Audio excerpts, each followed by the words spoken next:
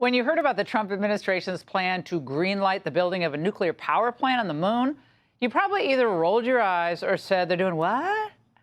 But actually, the idea was first proposed during the first Trump administration, but now the entire project is being expedited. The idea is that nuclear energy systems in space can help our astronauts and research as they keep exploring deeper into space, where solar, of course, isn't available. And of course, we know Trump always thinks big, and although Biden was a space cadet himself, his people didn't make space dominance a priority. But to Trump, the idea of America being beaten by the Russians and Chinese anywhere, including space, is anathema. For too many years, our dreams of exploration and discovery were really squandered by politics and bureaucracy, and we knocked that out. We don't want China and Russia and other countries leading us. We've always led. When it comes to defending America, it is not enough to merely have an American presence in space. We must have American dominance in space. Oh, love it, love it, love it. Here with me exclusively is interim NASA Administrator and Transportation Secretary Sean Duffy. Mr. Secretary, great to see you. Now, I think a lot of people who saw this headline were skeptical. How are we going to do this? And again, why is this so important?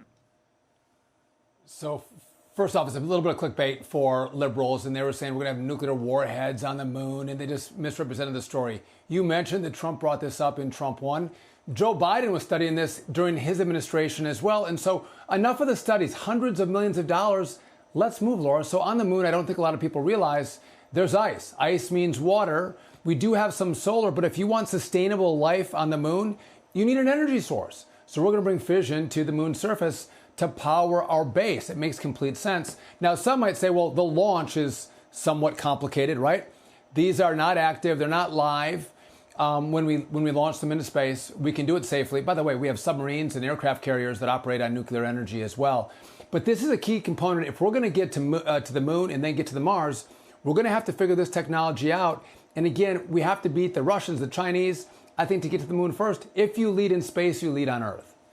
Now, you want to expedite it to 2030. So the goal is by 2030, which is in less than 5 years, we're going to have energy production capability on the lunar surface?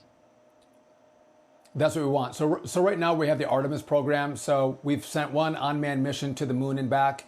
The next one is going to go in the first part of next year, a manned mission out and around the moon. And then a year after that, we're going to land back on the moon. We'll stay for 6 days. Last time we only stayed for 3.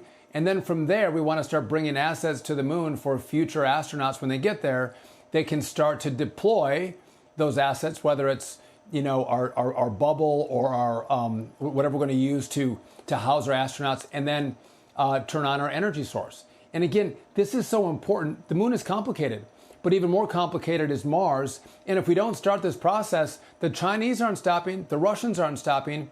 We have to push forward. And what's great about Donald Trump is he doesn't live in a box. He doesn't have to play by any rules. He sees opportunity. He sees what America can do, and he goes for it. That's the kind of president he is. And so he's unleashed us to push this priority forward as opposed to out of the lab. Let's get into reality.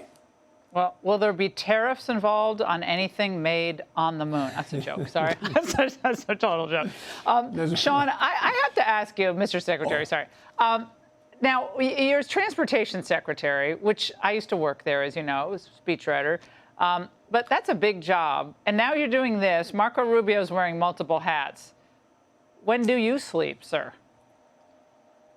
It's a great question, Laura. So listen, I have a great team. Look at what we did with air traffic control. We built Newark, new lines, tested it 2 months, got it going. We are rolling full steam ahead at DOT. The NASA needs a leader. We can't wait a week or a month or a year to make sure we start moving the moon priority forward. We fall further behind. So I'm able to navigate both ships without losing one beat. And so, again, I'm honored the president thought of me for this role. And I'm going to fill here and stay here until the next administrator is nominated and put into position. All right, Mr. Secretary, we look forward to all of this. Thank you so much. Great to see you. Hey, Sean Hannity here. Hey, click here to subscribe to Fox News YouTube page and catch our hottest interviews and most compelling analysis. You will not get it anywhere else.